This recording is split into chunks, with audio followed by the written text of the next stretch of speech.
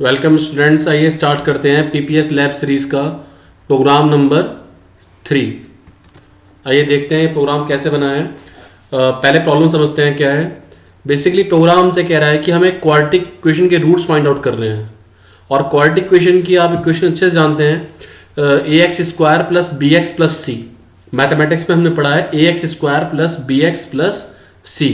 ठीक है, ये क्वाड्रेटिक इक्वेशन के रूट्स होते हैं, मतलब इक्वेशन क्वाड्रेटिक इक्वेशन ये होती है। और अगर हमें इसके रूट्स फाइंड आउट करने हैं तो बेसिक रूल सबको पता है कि सबसे पहले हम फाइंड आउट करते हैं डिस्क्रिमिनेंट, जिसके हिसाब से हमने यहाँ पर एक वेरिएबल भी लिया है। देखिए यहाँ पर साफ शो हो रहा है डिस्क्रिमिनेंट। ठीक है, जहां मेरे कर्सर ब्लिंक कर रहा है शो कर रहे हैं डिस्क्रिमिनेंट।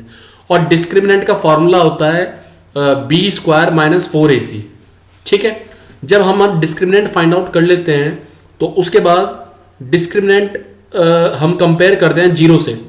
मतलब क्या कि अगर डिस्क्रिमिनेंट हमारा जीरो से बड़ा है, इट मींस कि हमारा डिस्क्रिमिनेंट अगर पॉजिटिव है, तो इसका मतलब हमें फाइंड आउट करने हैं रियल रूट्स। और रियल रूट्स का फार्मूला आप अच्छे से जानते हैं, सब होता है minus B plus minus square root of discriminant divide by 2a।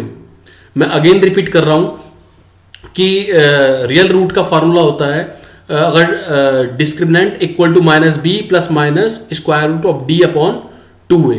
ठीक है, और ये तो हुए रियल रूट। सेकंड केस क्या बनता है, अगर हमारा डिस्क्रिमिनेंट लेस देन जीरो है। लेस देन जीरो का मतलब कि अगर इमेजनरी, मतलब रूट्स हमारे इमेजनरी है। अगर डिस्क्रिमिनेंट नेगेटिव है तो इसका मतलब रूट्स हमारे इमेजनरी है, तो उस केस में हम इमेजनरी रूट वाला फॉर्मूला लगाते हैं, जिसमें जो रियल पार्ट होता है वो तो माइनस बी अपॉन 2a से निकल के आ जाता है। या आप एक बार रिपीट कर दे रहा हूं, मेरा फिर सुन लीजिए। जो रियल पार्ट है वो माइनस बी अपॉन 2a से निकल के आ जाता है, लेकिन जो इमेजनरी पार्ट है तो उसके लिए फॉर्मूला अलग लगता है, minus of square root of D, square root of minus D, square root of minus D divide by 2a। तीसरा केस बनता है कि अगर डिस्क्रिमिनेंट जो हमने ये फाइंड आउट करा है डी डिस्क्रिमिनेंट, ये जीरो के इक्वल आ जाता है, तो उस केस में हम फाइंड आउट करते हैं इक्वल रूट्स। और इक्वल रूट्स के केस में क्वाड्रेटिक इक्वेशन के जो दोनों रूट हैं, चाहे वो रूट 1 हो चाहे रूट 2, यहां पर मेंशन कर रखा है मैं रूट 1 रूट 2, चाहे रूट 1 हो चाहे रूट 2, वो दोनों ही माइनस बी अपॉन 2a के इक्वल होते हैं। तो ये लॉजिक तो हमें पहले से ही क्लियर है क्वाड्रेटिक इक्वेशन के रूट्स फाइंड आउट करने का, जो हमने मैथमेटिक्स में आज तक पढ़ते आए हैं। तो आइए, अगर हमें इसका प्रोग्राम बनाना है तो कैसे बनाएंगे सी में देखिए। सबसे पहले हमने हेडर फाइल यहां पर इंक्लूड करी math.h। उसके बाद हमने हेडर फाइल इंक्लूड करी stdi.h। ठीक है, math.h आपको पता है हेडर फाइल हम इंक्लूड करते हैं कुछ मैथमेटिकल फंक्शंस का यूज करने के लिए। जैसे प्रीवियस प्रोग्राम में आपने देखा था कि हमने sqrt फंक्शन यूज करा था स्क्वायर रूट कैलकुलेट करने में। ठीक है, तो स्क्वायर रूट यानी कि sqrt फंक्शन की रिक्वायरमेंट हमें इस प्रोग्राम में भी पढ़ने वाली है। ठीक है, और stdi.h तो आपको पता ही है किस लिए हम इंक्लूड करते हैं, printf के लिए, scanf के लिए। ठीक है, अब आइए जरा वेरिएबल की बात कर लेते हैं। यहां पर हमने जो वेरिएबल है उन सब का डेटा टाइप जो है वो डबल डिक्लेयर करा। हालांकि अगर हम यहाँ डबल डिक्लेयर नहीं करते और हम फ्लोट डिक्लेयर कर लेते तब भी कोई दिक्कत नहीं होती, पर फिर भी हमने डबल डिक्लेयर कर लिया। जिस तरह से फ्लोट जो है फ्रैक्शनल डेटा या डेसिमल डेटा को रिप्रेजेंट करने के लिए यूज होता है, उसी तरह से डबल भी डेसिमल डेटा को रिप्रेजेंट करने के लिए यूज होता है। यानी कि 5.6, 7.8, 9.6 इस तरह की वैल्यूज को आप चाहे फ्लोट टाइप के वेरिएबल में स्टोर करो चाहे डबल टाइप के वेरिएबल में, उसमें ज्यादा चेंजेस नहीं है, एक्यूरेसी का अंतर आता है। ठीक है, वो मैं बाद में डिस्कस करूंगा अपने थ्योरेटिकल लेक्चर्स में, अभी केवल आप लैब पे फोकस करिए। तो हमने फिलहाल फ्लोट की जगह यहां पर डबल वेरिएबल डिक्लेयर कर लिया। ठीक है, रेंज को ध्यान में रखते हुए। अच्छा, ये जो तीन वेरिएबल हैं a, b और c, ये मैंने डिक्लेयर करे इसलिए क्योंकि आपको पता है कि क्वाड्रेटिक इक्वेशन की जो मतलब इक्वेशन बनती है उसका फॉर्मेट है ax square plus bx plus c। तो वहां पर हमें a की रिक्वायरमेंट पड़ेगी, तो a के लिए a वेरिएबल हो गया ax स्क्वायर, और bx के लिए b हो गया प्लस c होता है कांस्टेंट, तो उसके लिए c वेरिएबल। ठीक है, रही बात डिस्क्रिमिनेंट की, हमें फाइंड आउट करना है डिस्क्रिमिनेंट, तो उसके लिए हमने वेरिएबल लिया डिस्क्रिमिनेंट। उसके बाद हमें दो रूट फाइंड आउट करना है क्वाड्रेटिक इक्वेशन के उनके लिए हमने 2 वेरिएबल लिए, √1 कॉमा √2।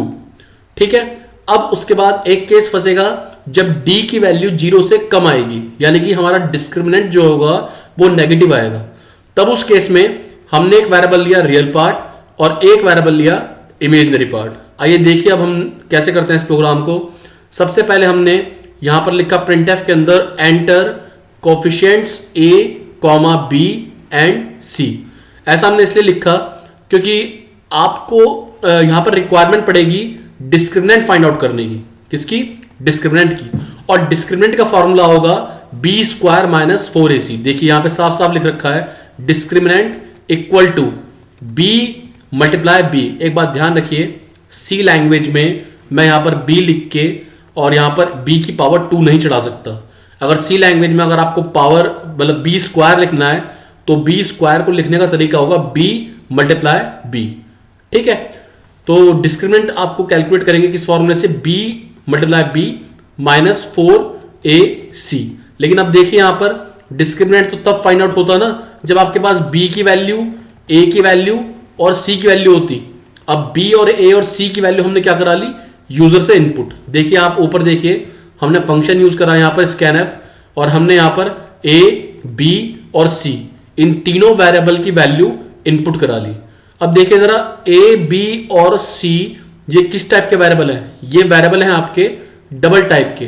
तो डबल टाइप के वेरिएबल के लिए हम फॉर्मेट स्पेसिफायर यूज करेंगे %lf। ठीक है, जैसे फ्लोट के लिए %f यूज करते थे, इसी तरह से डबल के लिए यूज करेंगे हम %lf। तो हमने यहां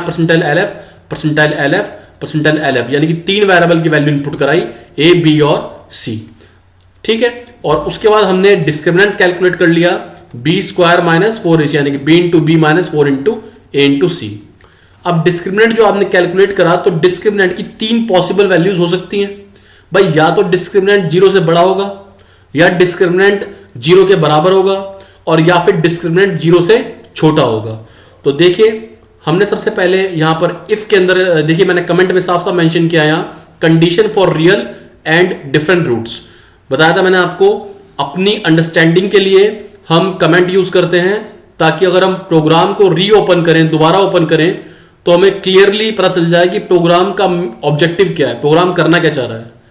हालांकि ये कमेंट वाली लाइन कभी भी कंपाइल और एग्जीक्यूट नहीं होंगी। ठीक है, तो अब देखिए जरा यहां पे हमने इफ यूज करा। ठीक है, इफ यूज करते हैं हम। देखिए इफ का फ्लो ऑफ कंट्रोल मेरे थ्योरेटिकल लेक्चर में आप जा सकते हैं, वीडियो में मैं उसका लिंक दूंगा आपको, और इफ का आपको वहां से फ्लो ऑफ कंट्रोल समझ में आ जाएगा। इफ के अंदर ये जो ब्रैकेट है, इफ के अंदर देख रहे हैं आप क्लियरली, इफ के अंदर ये ब्रैकेट जो है इसके अंदर हम कंडीशन चेक करते हैं।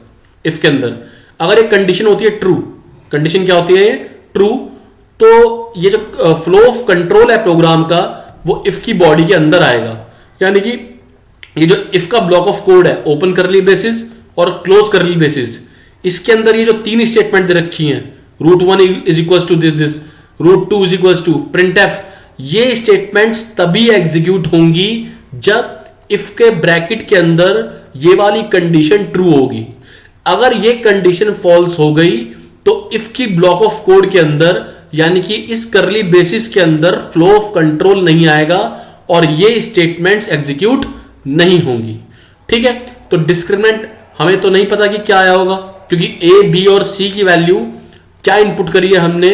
ठीक है, वो रन टाइम पर ही पता चल सकता है, क्योंकि रन टाइम पर हम बी और ए और सी की वैल्यू इनपुट करेंगे।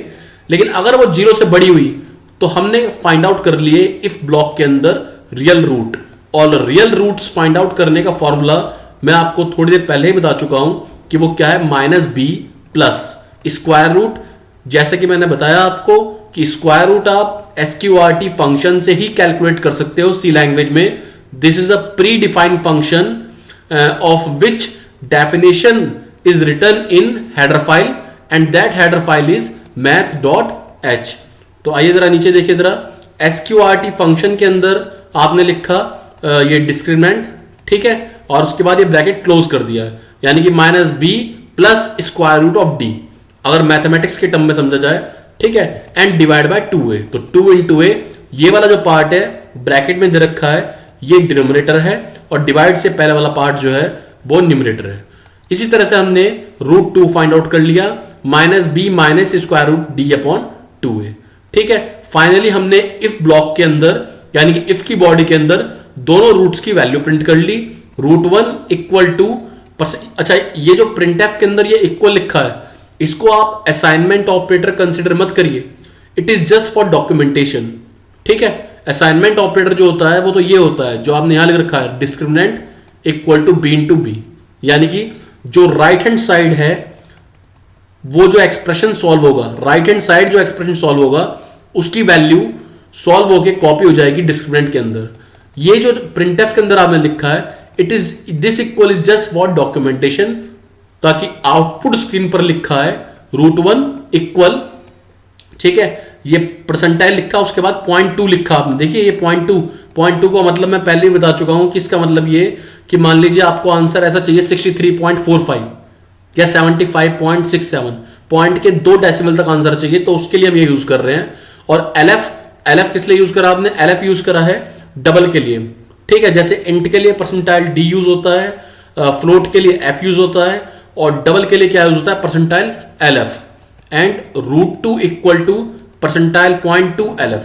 ठीक है, और यहां पर आपने क्या लिखा? √1 √2, तो √1 √2 इन दोनों की वैल्यू प्रिंट हो गई, लेकिन आउटपुट आपका ऐसा आएगा √1 इक्वल टू जो भी आउटपुट होगा 67.78 समथिंग, एंड √2 इक्वल टू 78.87। इस तरह से कोई भी आउटपुट होगा, वो डिपेंड करेगा कि आपने A, B और C की वैल्यू क्या इनपुट करी है।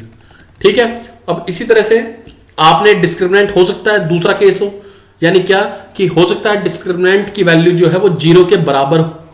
तो मैं बता दूं आपको, इफ के साथ आप यूज कर रहे हो एल्स। ठीक है, एल्स का मतलब क्या होता है? देखो एल्स इफ यूज कर रहे हो आप, इसका मतलब क्या है? मान लीजिए अगर ये कंडीशन हो गई फॉल्स, डिस्क्रिमिनेंट की वैल्यू आपकी 0 से बड़ी नहीं होगी, तो फ्लो ऑफ कंट्रोल इफ की बॉडी के अंदर तो आएगा नहीं। फ्लो ऑफ कंट्रोल ये वाला जो पार्ट है, इस ब्लॉक से लेकर इस ब्लॉक तक, इसको स्किप कर देगा।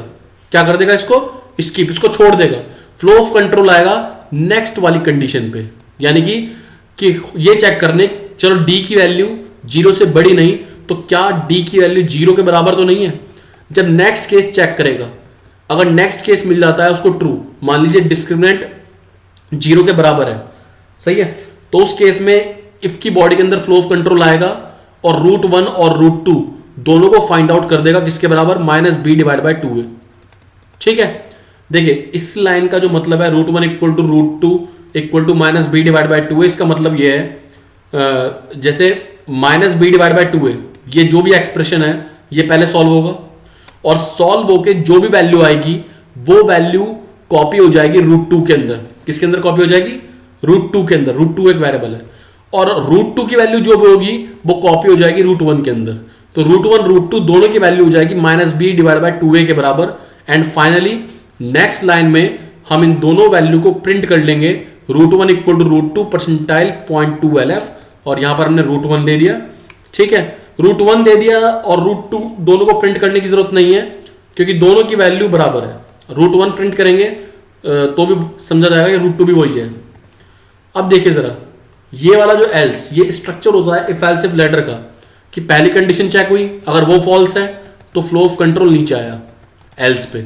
मान लीजिए अगर दूसरी कंडीशन भी फॉल्स हुई, ना तो डी जो है डिस्क्रिमिनेंट 0 से बड़ा है और ना डिस्क्रिमिनेंट 0 के बराबर है, सही है, यानी कि दूसरी कंडीशन भी फॉल्स हो गई, तो फ्लो ऑफ कंट्रोल इस इफ की बॉडी के अंदर भी नहीं आएगा। उस केस में बॉडी एग्जीक्यूट होगी लास्ट वाले एल्स की। देखिए फोकस करिए, लास्ट वाले एल्स की। एल्स का मतलब क्या हुआ कि जब डी की वैल्यू 0 से बड़ी भी नहीं है और जब डी की वैल्यू डिस्क्रिमिनेंट की वैल्यू 0 के बराबर भी नहीं है, दोनों ही केस मतलब फॉल्स हैं, तो फ्लो ऑफ कंट्रोल आएगा लास्ट वाले एल्स में। लास्ट वाले एल्स का मतलब कि डी जो है वो 0 से छोटा है, यानी कि इस केस में आप फाइंड आउट करोगे इमेजिनरी रूट, सही है। और इमेजिनरी रूट आपने पढ़ा होगा मैथमेटिक्स में, इमेजिनरी जो नंबर होता है वो बेसिकली कॉम्प्लेक्स नंबर होता है, और कॉम्प्लेक्स नंबर आप जानते हैं कि कैसे लिखते हैं हम, जैसे 5 + 7 आयोटा, 5 + 7 आई, या 8 + 9 आई। तो ये जो 5 + 8 आई है, इसमें 5 जो है वो रियल पार्ट है और 8 आई जो है वो इमेजिनरी पार्ट है। तो रियल पार्ट कैलकुलेट करने का तरीका तो ये हो गया -b डिवाइड बाय 2a, और इमेजनरी पार्ट करने का तरीका यह हो गया square root of minus D divide by 2a। Finally next line में आपने प्रिंटफ फंक्शन के थ्रू दोनों रूट्स प्रिंट कर लिए, लेकिन उनको प्रॉपर फॉर्मेट में प्रिंट करा ताकि आउटपुट लिखा है ऐसा 67.5 प्लस 78.9 आयोटा। तो देखिए जरा, प्रिंट रूट 1 लिखा इक्वल टू यहां पर क्या दे रखा आपने परसेंटाइल 0.2 LF, तो ये वाला तो हो गया रियल पार्ट के लिए, प्लस उसके बाद परसेंटाइल 0.2 LF दे रखा ये इमेजनरी पार्ट के लिए। तो आंसर आपका कुछ ऐसा आएगा 67.5 प्लस 58.9 आयोटा। इस तरह से आपका आंसर आएगा। ठीक है, रियल पार्ट इमेजनरी पार्ट ये आपने लिख दिया यहां पर। ठीक है, और ये फाइनली आपने, अब देखते हैं इस प्रोग्राम को रन करके। सबसे पहले करेंगे हम इसको कंपाइल कर हमने देख रहे हैं कि कोई वार्निंग, कोई एरर नहीं है, यानी कोई सिंटैक्टिकल मिस्टेक्स इसके अंदर नहीं है। फिर फाइनली हमने इसको रन करा, यहां पे हमने इसको रन कर दिया। देखिए मैंने वहां पर क्लियर स्क्रीन यूज नहीं करा, तो जो मैंने अभी प्रीवियस प्रोग्राम चलाया था उसको आउटपुट शो हो रहा है। ठीक है, चलिए कोई बात नहीं, इसको रफ कर देंगे हम 5.7 इस तरह से कुछ वैल्यू देते हैं ए की, 6.7 और 8.9 ये वैल्यू दी, उसके हिसाब से हमारा आउटपुट आ गया ये कॉम्प्लेक्स नंबर। ठीक है, अब ये देखें जरा, थोड़ा सा प्रोग्राम की क्लियरिटी इसलिए नहीं हुई क्योंकि हम यहाँ पर CLR फंक्शन यूज करना नहीं करा हमने, यहाँ पर हम CLR SCR फंक्शन यूज करते हैं। ठीक है, साथ में हम ऊपर हेडर फाइल भी यूज करते हैं कोनियो, तभी CLR SCR फंक्शन वर्क करेगा। ये देख रहे हैं आप CLR SCR फंक्शन की इंपॉर्टेंस, जिससे कि हमें आउटपुट स्क्रीन बिल्कुल क्लियर नजर आए। ठीक है, अब इस प्रोग्राम को हमने सेव कर दिया यहां से, और इस प्रोग्राम को हम दोबारा कंपाइल करते हैं, कोई एरर नहीं है। फाइनली हम इसको रन करते हैं। आप देखिए जरा, अब देखिए स्क्रीन बिल्कुल क्लियर है। ठीक है, केवल जो करंटली प्रोग्राम हम रन कर रहे हैं केवल उसका आउटपुट शो हो रहा है। तो सपोज करो ए की वैल्यू मैंने इनपुट कर दी 5.6, ये वैल्यू हो गई ए की। ठीक है, अब बी की वैल्यू इस तरह से इनपुट कर देते हैं 6.8, और सी की वैल्यू इनपुट कर देते हैं हम 3.2। तो देखिए फाइनली आउटपुट क्या आता है, ये देखिए जरा। इस हिसाब से आपका जो डिस्क्रिमिनेंट आ रहा होगा ए बी सी की वैल्यू अगर आप 5.6, 6.8, 3.2 रखते हैं तो डिस्क्रिमिनेंट आपका श्योरली आ रहा होगा नेगेटिव में, और डिस्क्रिमिनेंट जब आपका नेगेटिव में आ रहा होगा तो उस केस में आपके रूट्स हुए इमेजनरी, जो निकल के आए आपके ये रूट 1 आ रहा है आपका -0.61 प्लस 0.45 आयोटा, और रूट 2 आ रहा है -0.61 एंड -0.5 आयोटा। तो ये सिंपल प्रोग्राम था आपका प्रिंटफ स्कैनर से रिलेटेड, और हम इस सीरीज में इसके बाद नेक्स्ट प्रोग्राम देखेंगे नेक्स्ट लेक्चर में। अभी के लिए